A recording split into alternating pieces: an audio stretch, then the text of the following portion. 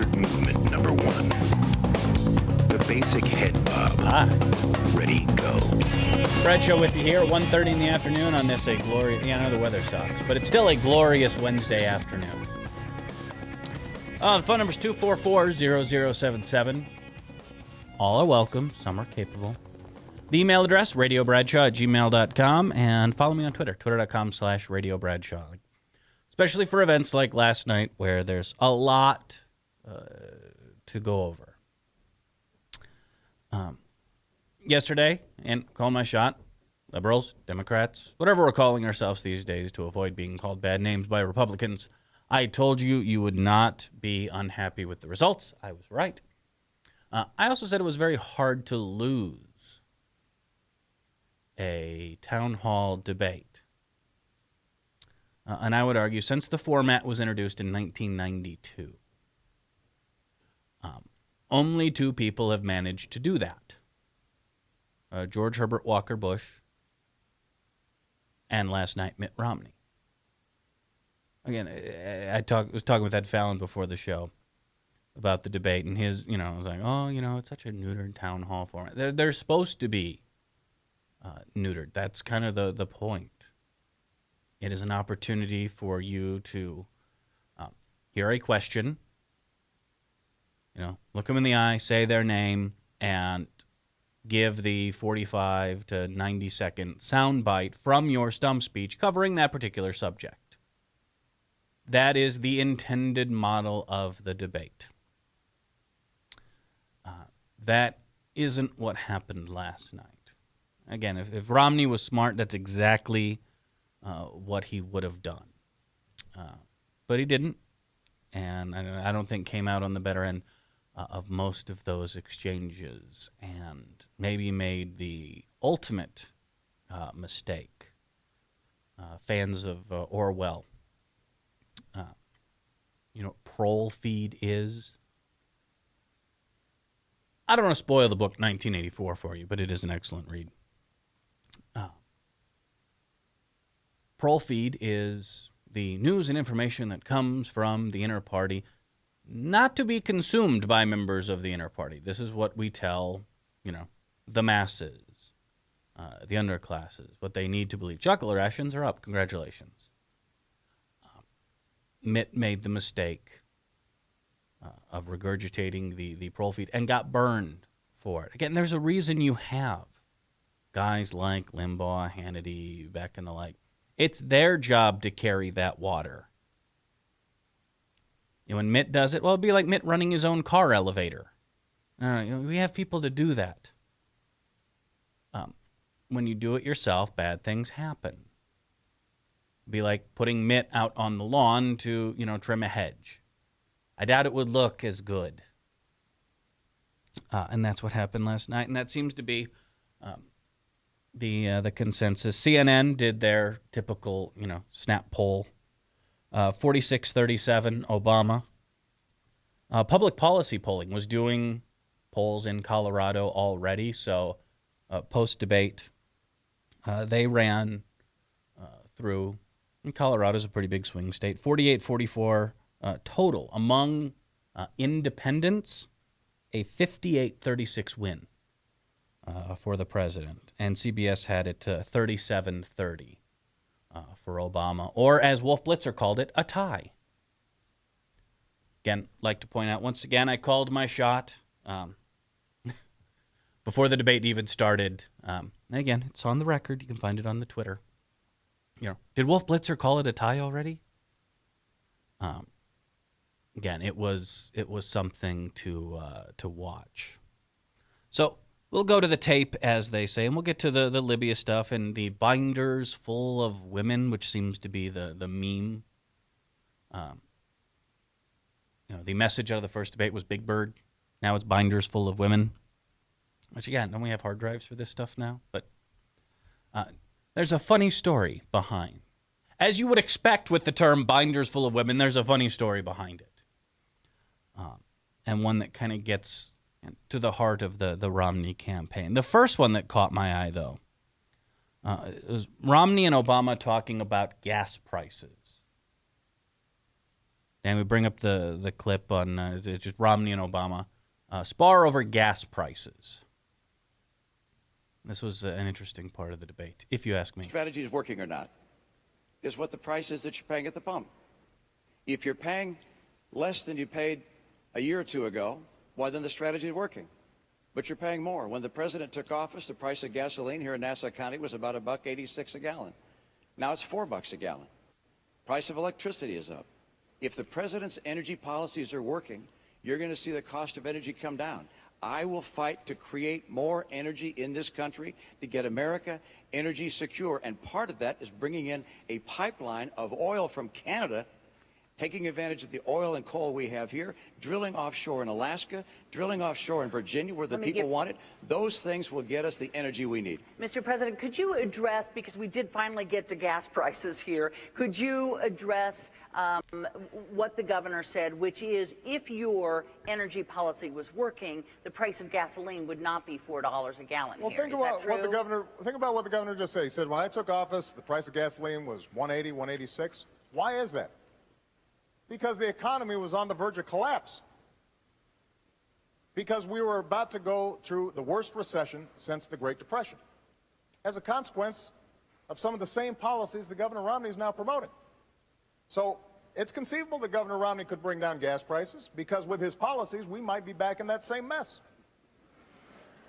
What I want to do is to create an economy that is strong and at the same time produce energy. And with respect to this pipeline that Governor Romney keeps on talking about, we've built enough pipeline to wrap around the entire earth once. So I'm all for pipelines, I'm all for oil production. What I'm not for is us ignoring the other half of the equation. So for example, on wind energy, when Governor Romney says these are imaginary jobs, when you've got thousands of people right now in Iowa, right now in Colorado. Iowa reference. Drink ethanol. Working, creating wind power with good-paying manufacturing jobs. And the Republican senator in Iowa is all for it, providing tax credits to help this work. And Governor Romney says, I'm opposed. I'd get rid of it. That's not an energy strategy for the future. And we need to win that future. And I intend to win it as President of the United States. I got to move you. All right, so that is the gist of it. And that's something that Republicans have latched onto today, trying to polish a turd. Last night, I was reading Dr. Mariana Miller-Meeks. She's one of the... My headphones are cutting out here. She's one of the Wingnut Welfare, a failed Republican candidate that magically got a job in the Branstad administration. That other than Libya, other nonsensical remark was gasoline higher because economy is bad. Ever hear of supply and demand? Weak dollar, high gas. I have heard of supply and demand, and what happens when the economy goes to hell? There is less demand. I think this was something I warned about in 2009. The first sign of an economy recovering would be higher gas prices. In fact, Dan, there's a graph on there. There's a photo of gas prices. This is the chart of gas prices. See if you can look through this and figure out when the economic downturn happened. It's pretty stark. Kind of lose the bug there on the bottom because it cuts off the... there we go.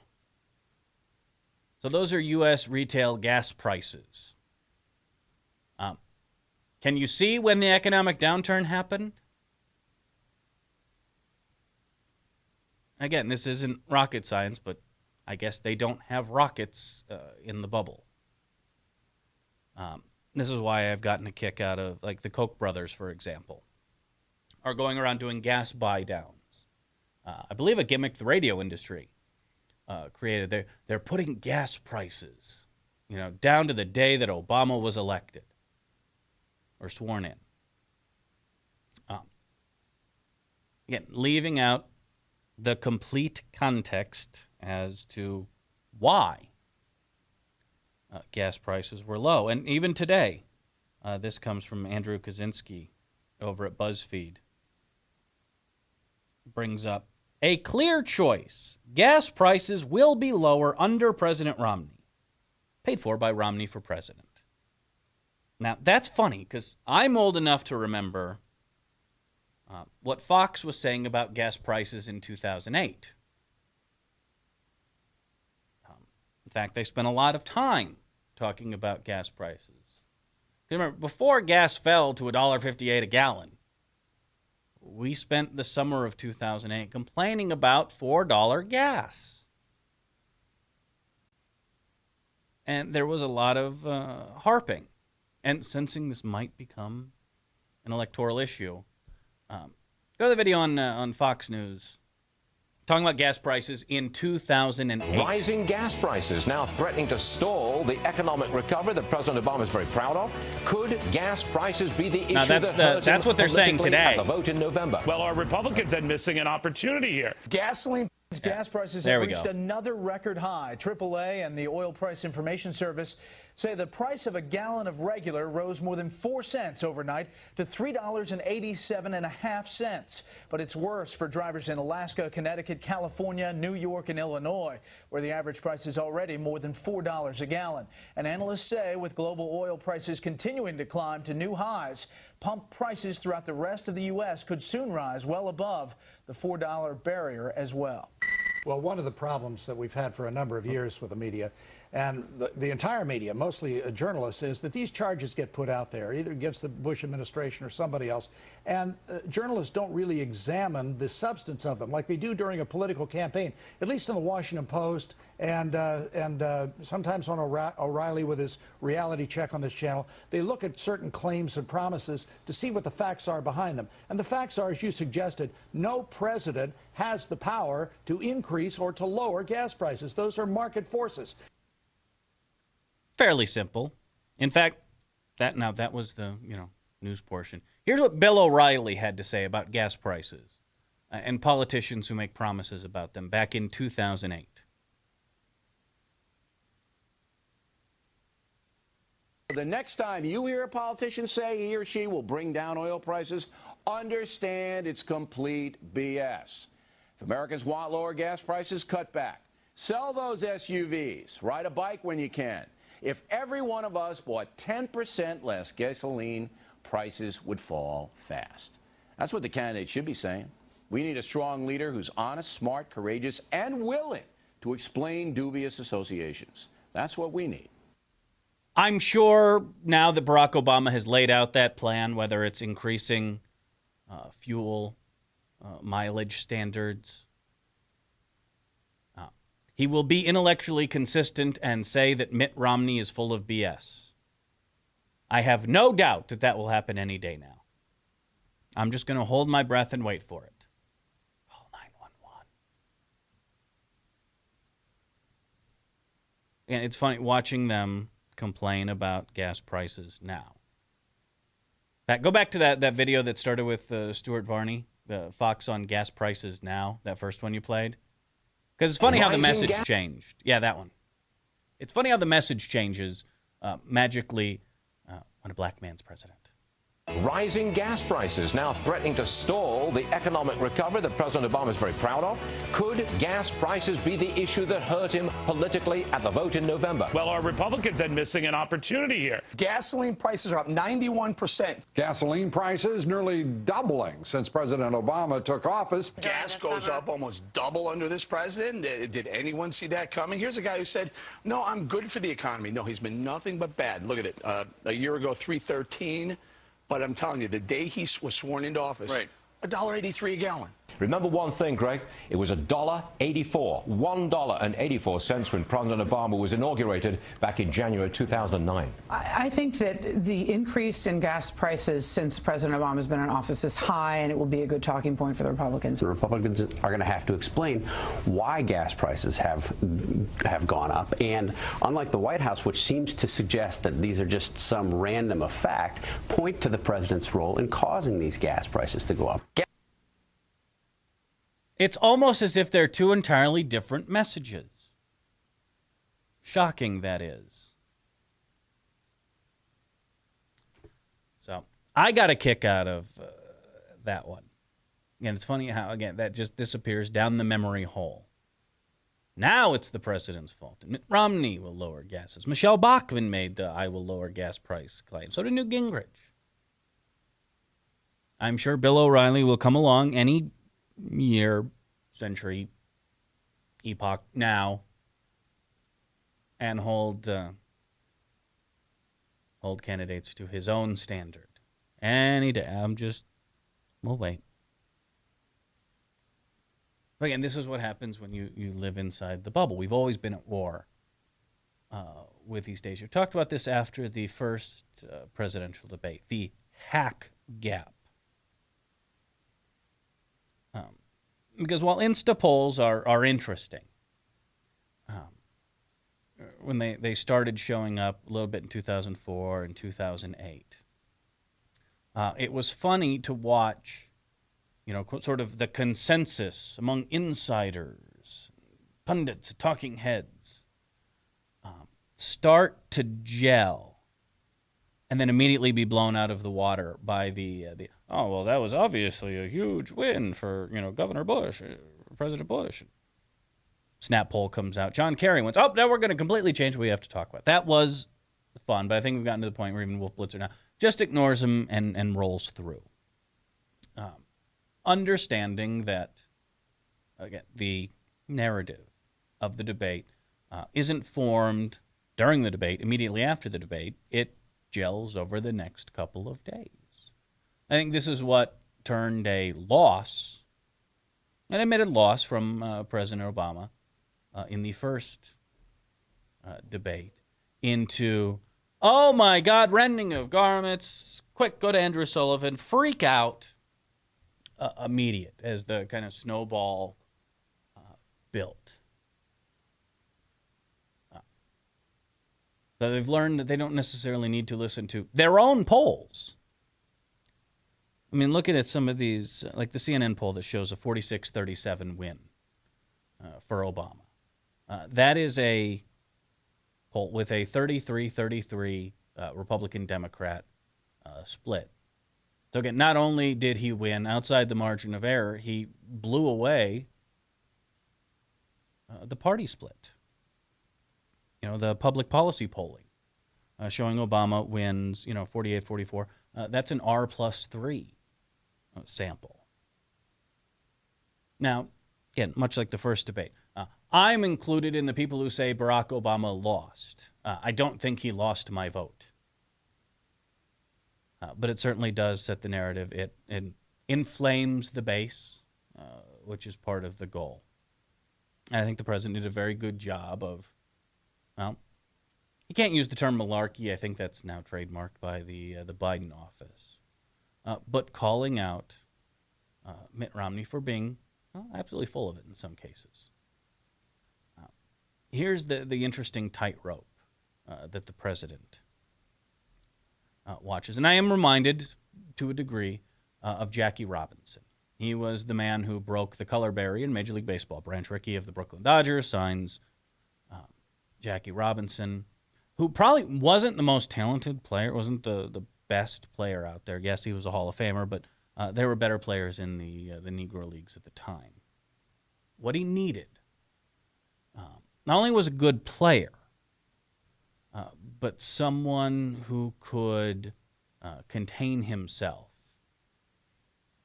Because he knew, the first black player was going to be thrown at, was going to be, spiked, heckled, not just by fans, but by the other team. Would have to put up with a lot. And the only way that experiment was going to work was having someone strong enough to, lay back. Now, we've come a long way since the 1940s in some areas. We all use the same drinking fountain, so there's progress there. Some of us just refuse to use drinking fountains, so. Are you germaphobe? Yeah. You can hang out with Howie Mandel. They're gross. Well, people used to stick gum in it. It's gross. The difference with Obama, though, is that he isn't having pitches thrown at his head. He has to avoid the angry black man label. This is part of what was behind the Jeremiah Wright because Jeremiah Wright was an angry black man. And the right jumped all over that. And I have no doubt that, again, we saw a former governor say that President Obama was going to come out and throw a bunch of spears.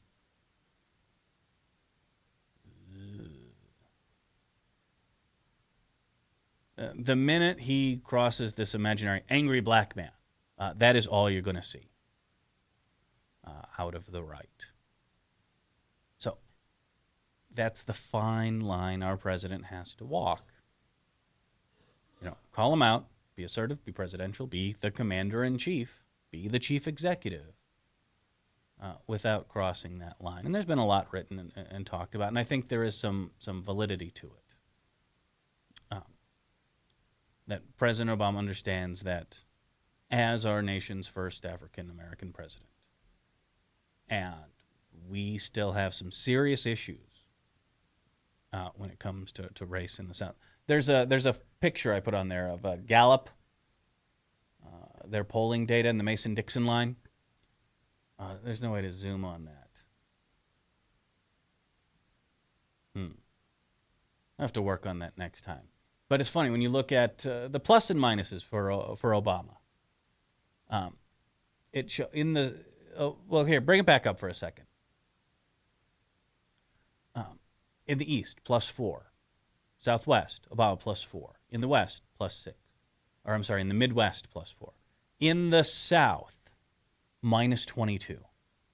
One of these things is not like the others. One of these things has been demolished by General Sherman. There really is a Mason-Dixon line. We never quite, and again, depends on what side of the line you're on, we never quite stopped fighting either A, the Civil War, or B, the War of Northern Aggression, depending on how mockable you believe the term heritage, not hate, is. I think that's illustrated. And yes, I understand the South is kind of a bastion of republicanism, which explains why it will probably never rise again.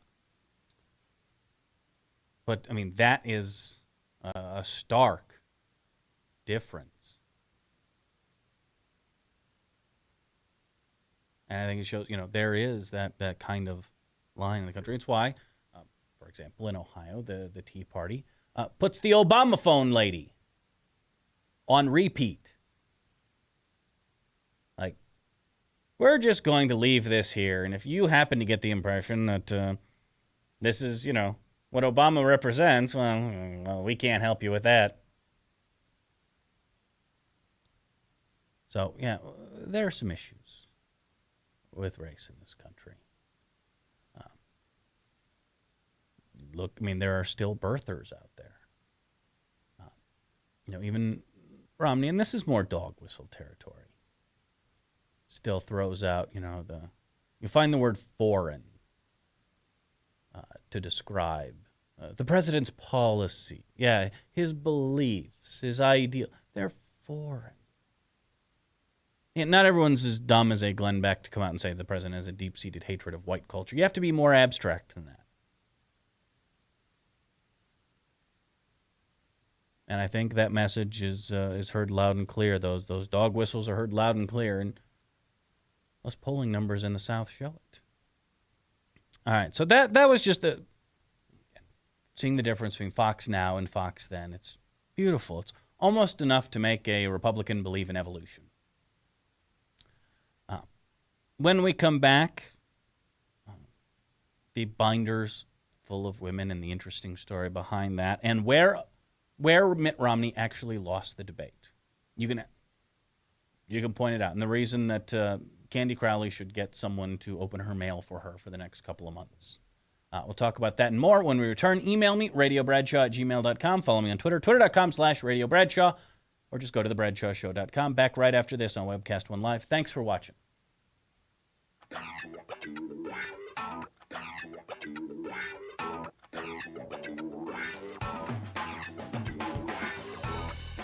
Well, good morning. This is the 7th of June in the Lord's year 2010, and this is day 1 of WebcastOneLive.com. We will begin with Maximum World Live with my special guest, Tom Coates. In just a minute, there's Tom. Wait. Howdy. And we will be live for the very first time on Webcast One Live.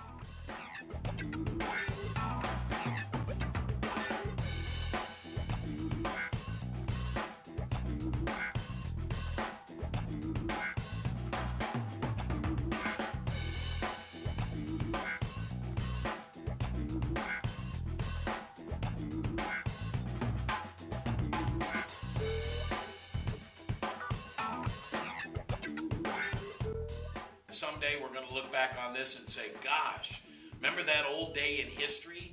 Wonder where Walter Cronkite was. He must have been around hanging there too. But actually, it's the beginning of Webcast One Live. And thank you for listening. Thanks, Rob Spearman, and everybody who's put together this project together. And we're ready to go live now. So thanks for listening to MaxWorldLive.com.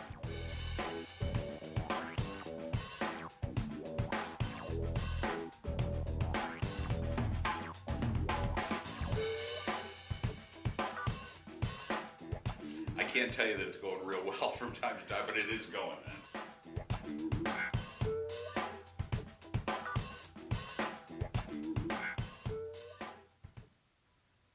Drug and alcohol addiction slowly steals a person's identity, tearing away pieces of their life little by little until one day it seems like the hope of a happy future is gone and there's no chance of getting it back.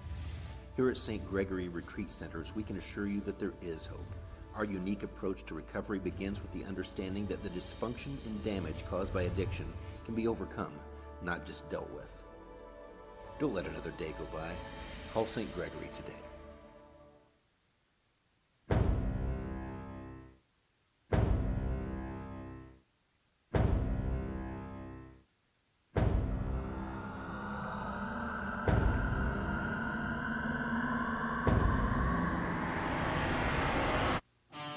I'm just saying. I'm just saying.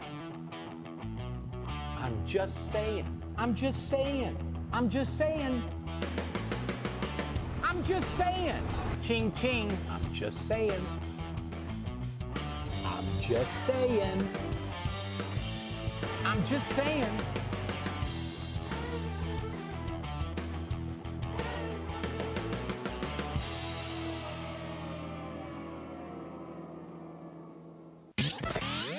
From the RE/MAX Real Estate Concept Studios, this is Webcast One Live. From the RE/MAX Real Estate Concept Studios, this is Webcast One Live.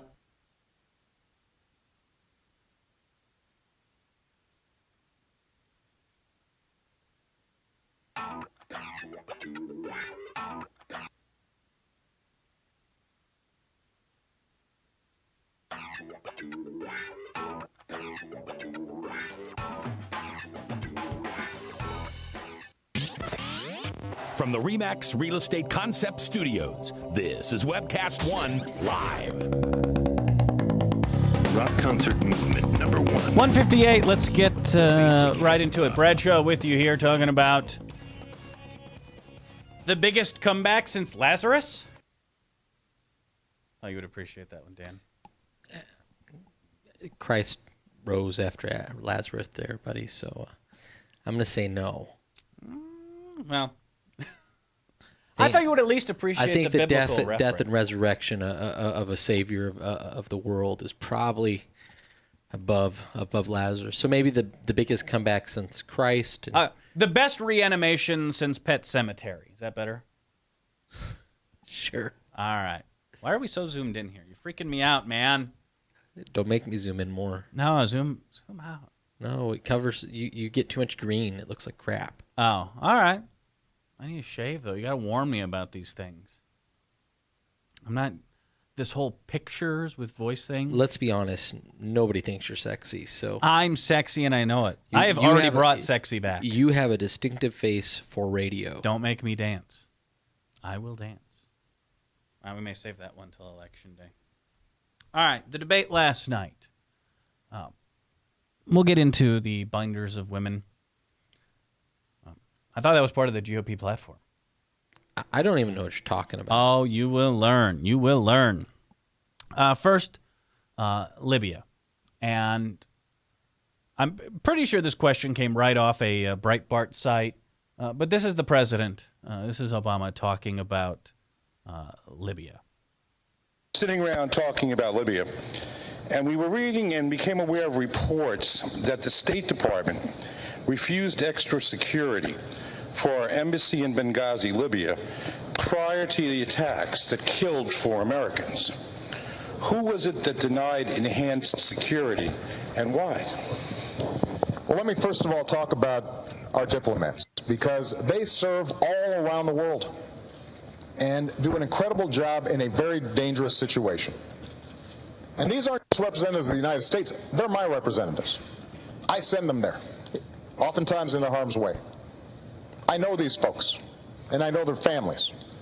So nobody's more concerned about their safety and security than I am. So as soon as we found out that the Benghazi consulate was being overrun, I was on the phone with my national security team, and I gave them 3 instructions. Number 1, beef up our security and procedures, not just in Libya, but in every embassy and consulate in the region. Number 2, investigate exactly what happened, regardless of where the facts lead us, to make sure that folks are held accountable and it doesn't happen again. And number 3, we are going to find out who did this, and we're going to hunt them down. Because one of the things that I've said throughout my presidency is, when folks mess with Americans, we go after them. Now, Governor Romney had a very different response. While we were still dealing with our diplomats being threatened, Governor Romney put out a press release trying to make political points. And that's not how a commander-in-chief operates. You don't turn national security into a political issue. Certainly not right when it's happening. And not everybody agrees with some of the decisions I've made. But when it comes to our national security, I mean what I say. I said I'd end the war in Libya, in Iraq, and I did. I said that we'd go after al-Qaeda and bin Laden. We have. I said we'd transition out of Afghanistan and start making sure that Afghans are responsible for their own security. That's what I'm doing. And when it comes to this issue, when I say that we are going to find out exactly what happened, everybody will be held accountable, and I am ultimately responsible for what's taking place there, because these are my folks, and I'm the one who has to greet those coffins when they come home. You know that I mean what I say. Mr. President, I got to move us along, Governor. All right, so that was an interesting question. Again, this is how you play the town hall debate. You ignore the stupidity of the question. And let's be honest, I'm not sure how undecided voters even know how to tie their shoes in the morning. I'm just going to leave that there. 1, our embassy is in Tripoli, not in Benghazi. That was a consulate, but maybe that's just an error of nomenclature.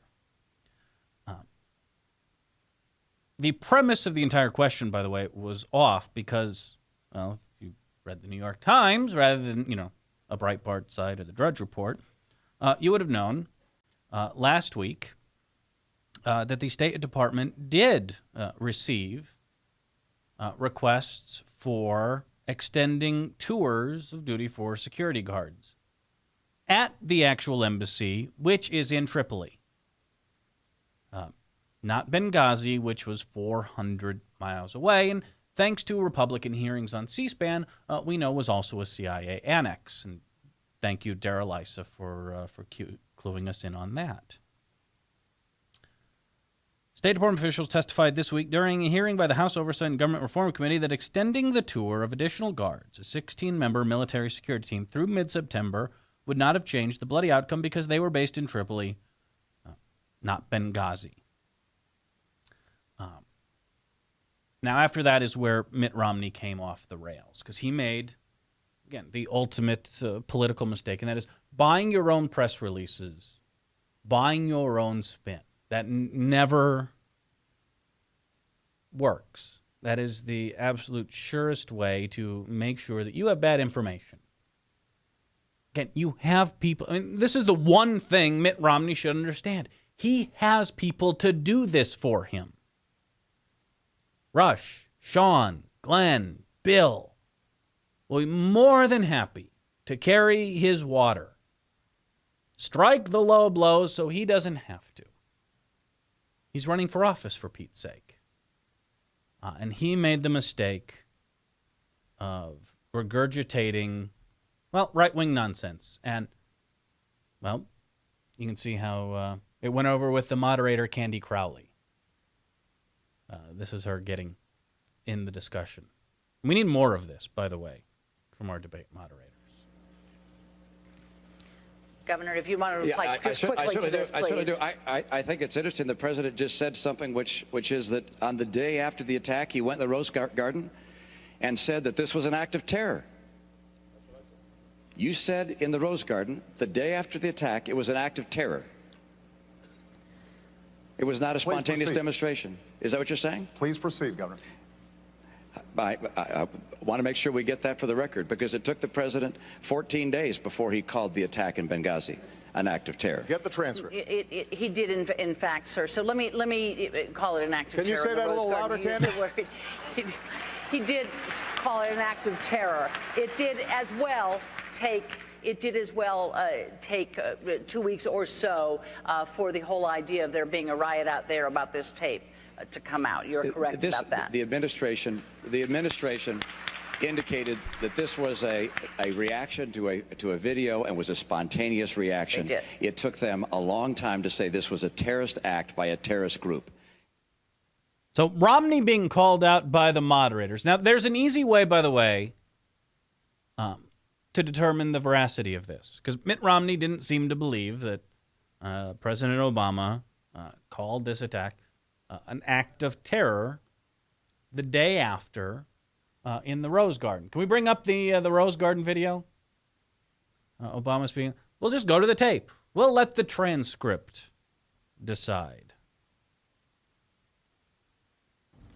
Our country is only as strong as the character of our people and the service of those, both civilian and military, who represent us around the globe. No acts of terror will ever shake the resolve of this great nation, alter that character, or eclipse the light of the values that we stand for. This is where Mitt Romney makes the mistake of buying the talking points that they send to the Hannitys and Rushes of the world to carry his water for him. Now, we do have, I guess this is the newest thing. It's almost as if the Republican Party has just become a giant conspiracy theory. Because now we have transcript truthers. I'm not making this up. And their argument is he was talking generically there and wasn't discussing Benghazi. Okay. And let's even concede their point, because they're crazy and they won't listen to facts, reason, or, that tape I just played you anyway. Oh, God. September 13th, that would be the day after September 12th. And I think, correct me if I'm wrong, but September 11th, 2 weeks out. I think September 13th is closer than that. Said, so what I want all of you to know is that we are going to bring those who killed our fellow Americans to justice. I want people around the world to hear me. To all those who would do us harm, no act of terror will go unpunished. It will not dim the light of the values we proudly present to the rest of the world. No act of violence shakes the resolve of the United States of America. And even Candy Crowley called him, again, an establishment-seeking missile. Called Romney out. And for that, yeah, she's going to need someone to answer her phones to avoid that. She's going to need someone to open her mail. I don't know is food tester still a job? Not sure. In the olden days, kings and stuff would have a food taster who would, make sure the stuff isn't poison. So they would have a bite of your, songbird. And if they didn't keel over and die, well, obviously it's okay. Let's eat.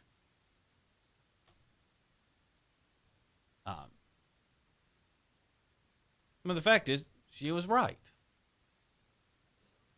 And you can even dismiss the poll truthers,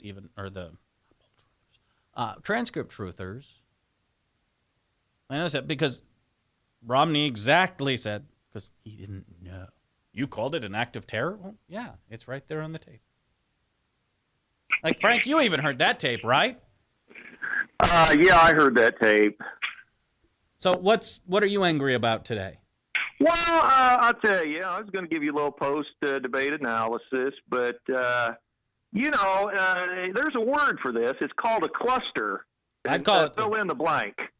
What do you mean?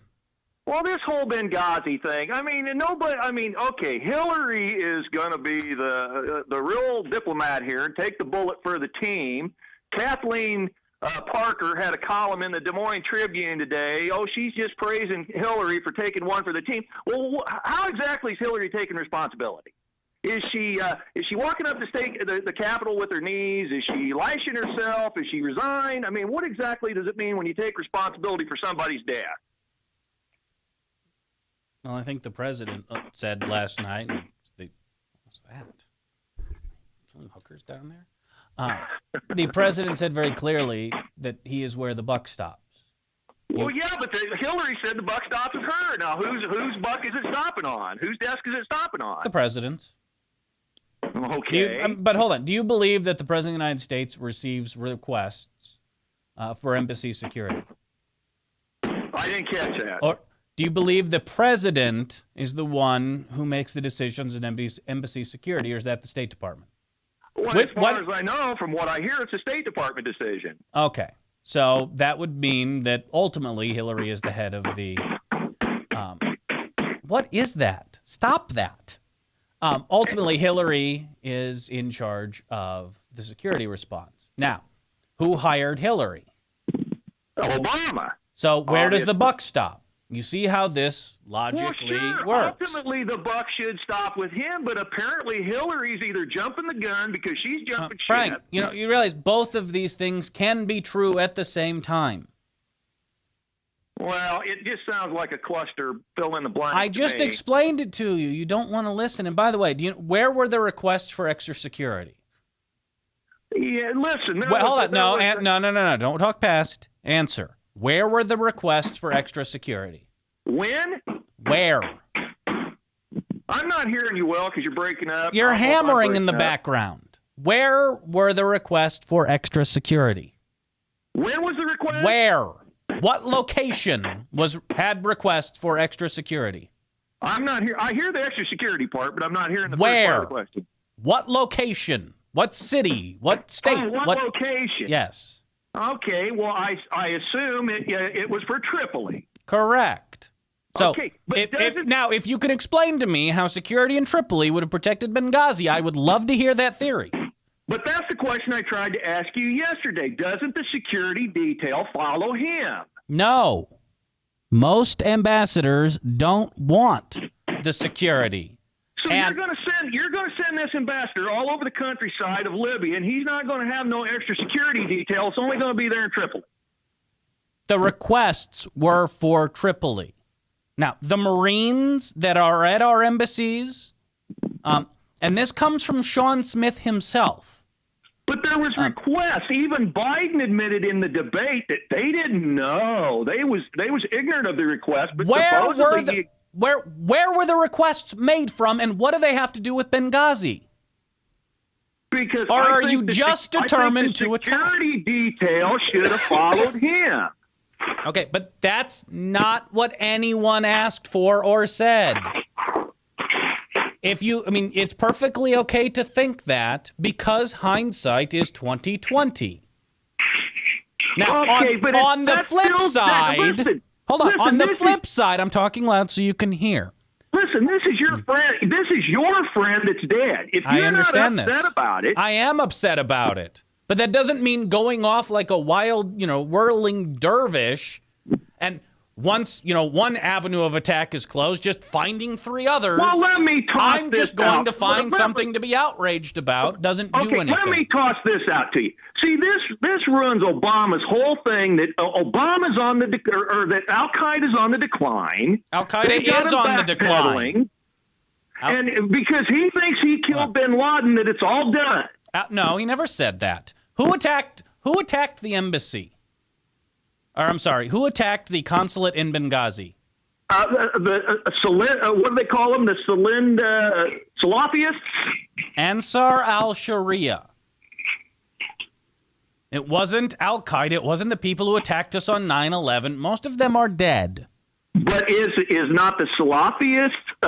Aren't they a part of the Al-Qaeda? No, any more than saying that, say, a random McDonald's owner is Ray Kroc. That it is now kind of a convenient label to throw out. Now we have Al-Qaeda in Iraq, and we have Al-Qaeda in the Arabian Peninsula. Maybe I don't need to know the answer to this, but does the poor mother of Sean Smith need to know the answer? Why isn't she getting any answers? I think she's getting the same answer. She's getting the runaround. Everyone is. That this is an ongoing investigation. And I'll tell you, by the way, the same thing I told you last time you called. And it's going to be ongoing till after the election. Real convenient. No, I told you the same thing that I did before. This was a CIA annex, and you're never going to get straight answers out of the CIA. Oh, now it's the CIA. It's the intelligence community. That's the same thing I told you earlier. Well, it started out the State Department's fault. The State Department said we didn't say that, and then they dumped it in the intelligence community. We're never going to fully know. But Joe Biden sit there and said we're going to know immediately. We will know immediately when Iran gets the centrifuges or whatever it takes to make you a nuclear bomb. Well, how are we going to know that if our intelligence community is a bunch of idiots? That's not what I said, Frank. Stop making things up. No, because what I'm saying Frank, is, if you want to be angry, that's fine, but you're not entitled, again, to your own version of reality that bears little resemblance to our own. You and the Obama team is like somebody grabbing a dog's tail and just turning their tail in circles and chasing you in circles till the dog's exhausted and falls to the ground because you're not giving anybody a straight answer. All we can do is explain. It's up to you to understand. We'll try that explanation one more time, why there wasn't a straight answer. Now, I told you yesterday, Joe Trippi was the most... What do you disagree with what the president said? Susan Rice trotted out on 5 programs. I watched the Meet the Press program. I sent you the link to it twice. She gave an excuse for the violence, and then she said there's no excuse for the violence. And she said it was a spontaneous attack in result of this video when they have the real-time stuff going on. And what else? And what else did she say? Like the sentence right before that. You'll have to refresh my memory. You should go refresh your memory, and then come back to me. Yeah, right. Feel free, because she said, "This is what we know at the time." It was what? What we know at the time. Oh, come on. And now that's, So under Obama, we cannot have unknowns, fog of war. How many FBI agents are over there right now? We're still treating terrorism. We're still treating terrorism like robbing a Quick Trip. No, but it is a law enforcement. Yes, we are investigating. How is it a law enforcement deal? George Bush laid down the precedent that we're not going to treat this like a law enforcement thing anymore. Yeah, and we're going to have to proactively take these clowns on. And how'd that work out? Pretty good until the Democrats started crapping a brick. Define very good. And while you're at it, can you find me some WMDs? Because we're still looking. Well, look, we disrupted their communications. We disrupted their money supply. And then all of a sudden, we got to have these videos come out of the Abu Ghraib. And we got to have Ted Kennedy up there blabbing his mouth about, we got these Iraqis. Let me get, I just want to get this straight. You have a problem with the truth of Abu Ghraib coming out. When you've got troops in battle, see, you've done the same thing. Answer the question. Are you okay? Let me answer the question. Let me answer the question by saying this. You criticize Romney for talking out of turn while there was still a fight going on. Well, if that's the case, what was any different about us having troops in battle and the Democrats making all this Abu Ghraib stuff go public? It's the same thing. It wasn't the Democrats that outed Abu Ghraib. And are you saying that it's a bad thing, yes or no? Yes, I say it's a bad thing All to be disrupting disrupting operations while there's troops in the field. What by operation? throwing that Hold on. inflammatory stuff out in the media. Frank, what operation was disrupted? Just the whole Al-Qaeda, going after the whole Al-Qaeda terrorist effort. Okay, so in other words, you don't know. Okay, well, that's a fair answer. Email me, radiobradshaw@gmail.com, and follow me on Twitter, twitter.com/radiobradshaw. When we come back, I still got a binder full of stuff to do. Quick break, back right after this on The Bradshaw Show on Webcast One Live. Thanks for watching. Crazy train.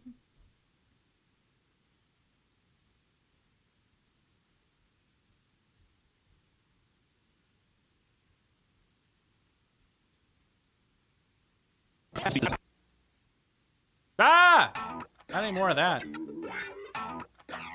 Flashback.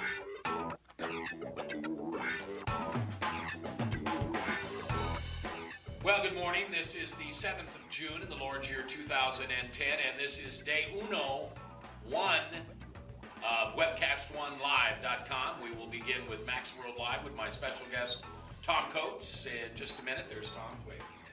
Howdy. And we will be live for the very first time on Webcast One Live.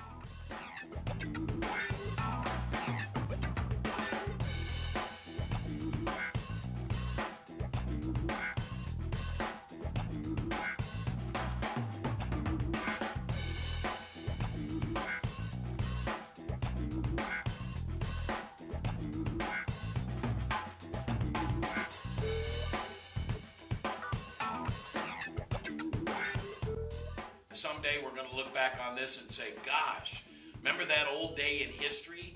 Wonder where Walter Cronkite was. He must have been around hanging there too. But actually, it's the beginning of Webcast One Live. And thank you for listening. Thanks, Rob Spearman, and everybody who's put together this project together. And we're ready to go live now. So thanks for listening to MaxWorldLive.com.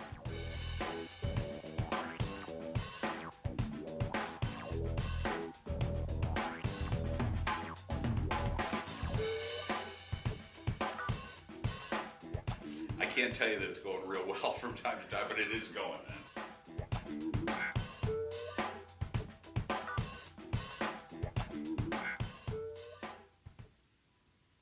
Drug and alcohol addiction slowly steals a person's identity, tearing away pieces of their life little by little until one day it seems like the hope of a happy future is gone and there's no chance of getting it back. Here at St. Gregory Retreat Centers, we can assure you that there is hope. Our unique approach to recovery begins with the understanding that the dysfunction and damage caused by addiction can be overcome, not just dealt with. Don't let another day go by. Call St. Gregory today. From the RE/MAX Real Estate Concept Studios, this is Webcast One Live. It's time to start. Rock concert movement number 1. The basic head bob. Ready, go. All right, 223 Bradshaw with you. Got a binder full of stuff to get through and got to do it real quick. Brian emails radiobradshaw@gmail.com. Obama must have done well last night if Frank is that mad. Brian, you're correct. I mean, it was hilarious watching Fox after. I don't like cable news really as a whole because it's awful. But I do enjoy watching Fox News on nights like last night because it was Sean Hannity talking about what a huge win it was for Romney. And this is what I mean by the hack gap. When Obama gets his clock cleaned in the first debate, what do you see on MSNBC? Oh, my God, he lost. He's terrible. He didn't even show up. Role reversal in the second, and Fox News is, well, I think it took, was it 32 or 37 seconds after the end of the debate before they were complaining about the questions. Then it was, Romney won. It's wonderful and great. And maybe the more honest, and I guess we're grading on a scale when it comes to Fox News, is, it was a tie. That's the hack. There was no one on the left claiming a decisive Obama victory after the first debate. we were freaking out. We were, oh, God, it's going to be terrible, and crying. This is the hack gap. There's no one there to kind of push against the forming narrative. No, Obama didn't lose that bad. No, it wasn't that big of a deal. We don't have a Sean Hannity. It's okay to just say, hey, our guy lost. We'll get him next time. Our fundamentals are still strong. The right's just incapable of that. It's all a conspiracy. They're out to get us. Candy Crowley is a member of the Obama team, and Martha Raddatz is out to get Paul Ryan, and the polls are out to get us. And now there's a conspiracy about the questioners. You can go to my Twitter feed at Radio Bradshaw. RadioBradshaw@gmail.com. I mean, is there anything left on the right that isn't some sort of anti-conservative conspiracy? But this is what happens when you, truly believe in your heart of hearts that 2 + 2 = 5, and that conservatism never fails. People can only fail conservatism. I did get a kick out of that. Is it Lisa Martone or Martone? I don't know. She's on Channel 5, so I don't watch, and neither does anyone else. But I'm so tired of the Bush, I'm so tired of Bush being brought up. Again, if I had someone as toxic as George Bush as part of my legacy, I'd probably be tired of it too. Again, stop running on his policies, and we'll stop bringing him up. Sometimes you can just admit we had a bad president. Anyway, real quick, this is the meme. We did some of the meat, but this is kind of the meme coming out. And this is Mitt Romney and his binder full of women. And if you're Mormon, probably not something you want to bring up. Romney, pay equity for women. Thank you, and important topic, and one which I learned a great deal about, particularly as I was serving as governor of my state, because I had the chance to pull together a cabinet, and all the applicants seemed to be men. And I went to my staff and I said, how come all the people for these jobs are all men? They said, well, these are the people that have the qualifications. And I said, well, gosh, can't we find some women that are also qualified? And so we took a concerted effort to go out and find women who had backgrounds that could be qualified to become members of our cabinet. I went to a number of women's groups and said, can you help us find folks? And they brought us whole binders full of women. I was proud of the fact that after I staffed my cabinet and my senior staff, that the University of New York in Albany did a survey of all 50 states and concluded that mine had more women in senior leadership positions than any other state in America. All right, so that's Romney talking about his binder. That's the binder thing? Well, here's the interesting story behind it. That's a lie. David Bernstein was out almost immediately. Talking about, I went to my staff. How come all these people for these jobs are all men? Can't we find some women that are qualified? And some on the left are bashing Romney's going, you've been in business for 20 years and you don't know any women? Again, I'm not excusing it, but let's be honest. 80s, early 90s, women executives were still rare. Again, that's not excusing it, but understand the context. But when Romney says that he asked, well, that's not necessarily true. Here's what actually happened in 2002, prior to the election, not even knowing yet whether it would be a Republican or Democrat administration. A bipartisan group of women in Massachusetts formed MassGap to address the problem of few women in senior leadership positions in state government. There were more than 40 organizations involved, with the Massachusetts Women Political Caucus as the lead sponsor. They did the research and put together the binder full of women qualified for the different cabinet positions, agency heads, authorities, and commissions. They presented this binder to Governor Romney when he was elected. Even that's, it's not true. Another thing that got me, because one, I enjoy C-SPAN callers post-debate. And there were a number of grumpy men with Southern accents complaining about all the focus on women's talk. One of the things that came up was contraceptives. And Romney said, I don't believe that bureaucrats in Washington should tell someone whether they can use contraceptive or not. And I don't believe employers should tell someone whether they could have contraceptive care or not. Everyone in America should have access to contraceptives, which I'm sure Steve Deace is very happy about today. But there's a little problem there, too, is that Mitt Romney supports the Blunt Amendment, which will absolutely allow employers to decide whether their employees should have contraceptives. Go look up the Blunt Amendment. And go look up Romney saying, of course I support it.